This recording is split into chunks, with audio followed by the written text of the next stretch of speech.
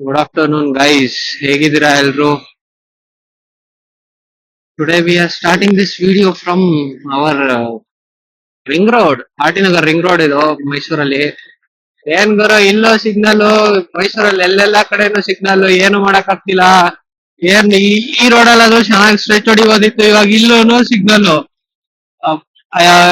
K V circle ಇಂದ ಇಲ್ಲಿ ತನಕ ಏನು ಯಾವ ಸಿಗ್ನಲ್ ಇರ್ಲಿಲ್ಲ, ಇವಾಗ ಅಲ್ಲಿಂದ ಇಲ್ಲಿಗೆನೆ 4ನೇ ಸಿಗ್ನಲ್ ಇದು. ಸೊ ಮೈಸೂರ್ಗೆ ಅದ್ ಏನಾಗ್ತಿದೆ ಅಂತ ಗೊತ್ತಿಲ್ಲ. ಪೀಸ್ಫುಲ್ ಆಗಿದ್ದಿದ್ ಸಿಟಿ.